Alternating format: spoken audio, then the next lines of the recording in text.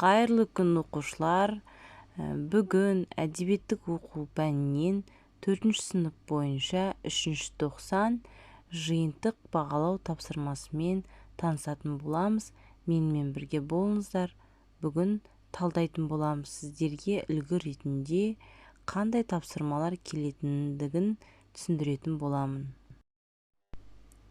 3 тоқсан бойынша жиынтық бағалауға арналған тапсырмалар: табиғат құбылыстары ортақ тақырыбы бойынша жиынтық бағалау.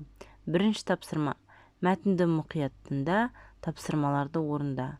Қанекей, барлығымыз тапсырманы мұқият тыңдайық, содан кейін тапсырмаларға кірісетін боламыз.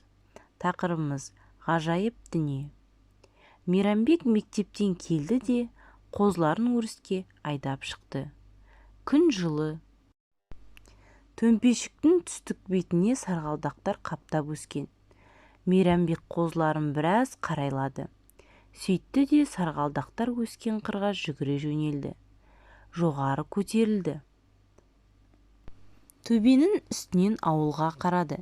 Ана тұста өзінің үйі, ал сонау жерде өзімен бірге оқитын Марат пен Айгүлдің үйі. Мейрамбек шөп арасынан шалқая жатып, заңғар аспанға көз тастады. Көкте әппақ мақта секілді бұлттар жүзіп барады.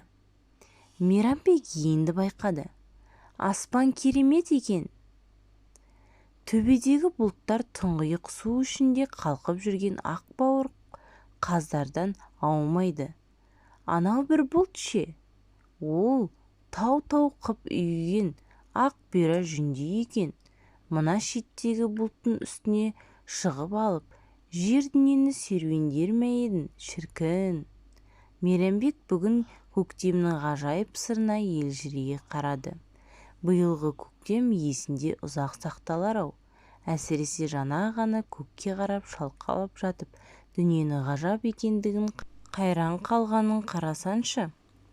Анау төмендегі ауылда өзімен қол ұстасып бірге жүріп бірге оқитын Марат пен Айгүлдің қасында жоғын айтсайшы. Мейрамбек орнынан тұрды да қырдан еңіске қарай көйлегінің түймелерін ағытқан қалпы зымырай жөнелді. Жақсы балалар, сіздерге мәтін түсінікті болды ма? Енді сұрақтарға жауап берейік. Бірінші сұрақ: Мейрамбек аспандағы бұлттарды нелерге ұқсатты? Барлық сұрақтың жауабын балалар мәтіннен іздейсіздер. Бірінші сұрақтың жауабы: бұлттарды неге ұқсатты? Мейрамбек: төбедегі бұлттар тұңғиық су ішінде қалқып жүзген ақ бауыр қаздардан аумайды. Ол тау-тау қып үйген ақ бұйра жүндей екен. Міне балалар, осы жауапты айтасыздар. Екінші сұрақ: бұл көктем Мейрамбектің есінде неліктен ұзақ сақталды деп ойлайсың? Дұрыс айтасыздар балалар. Бұған дейін Мейрамбек өзінің ауылының табиғатын соншама әдемі екенін білмеген, көрмеген десек те болады. Үшінші тапсырма: мәтін бойынша иә немесе жоқ деп жауап беретіндей бір сұрақ құрастырып жаз. Мысалға, көптеген сұрақтарды жазуларыңызға болады. Төбенің үстінен Мейрамбек ауылға қарады ма? деп қоятын болсаңыздар, иә, сіздерге мәтін бойынша иә немесе жоқ деп жауап беру керек. Сондай бір сұрақты құрастыруларыңыз қажет. Түсінікті деп ойлаймын. Мәтінді тағы да оқып, тағы да сұрақтар ойластыруларыңызға болады.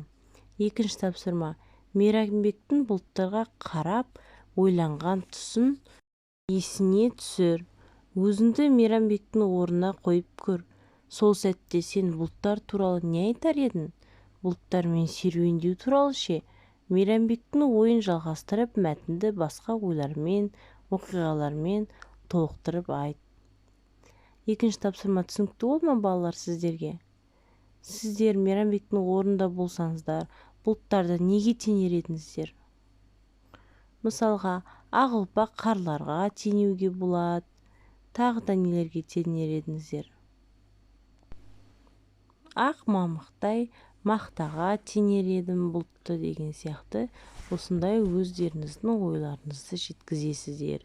Және де Мейрамбектің ойын жалғастырып, мәтінді басқа ойлармен, оқиғалармен толықтырып жазсаңыздар болады.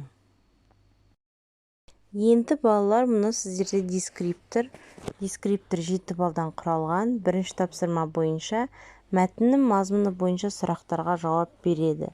Бірінші сұраққа, екінші сұраққа 1 балл, 2 балл. Мәтіннің мазмұны бойынша нақтылау сұрағын құрастыру, оған 1 балл беріліп тұр. Екінші тапсырма бойынша берілген оқиғамен байланыстыра отырып мәтінді жүйелі жалғастырады. Оқиғаны бірінші жақта баяндайды, ойын жүйелі еркін жеткізеді. Сөйлеу барысында грамматикалық нормаларды сақтайды. Міне балалар, 2 тапсырма бойынша сіздерге 7 балл беріліп тұр. Тапсырмаларды қайтадан тыңдаңыздар балалар, түсінбегендеріңіз болса, комментарийге жазып, өз ойларыңызбен бөлісулеріңізге болады.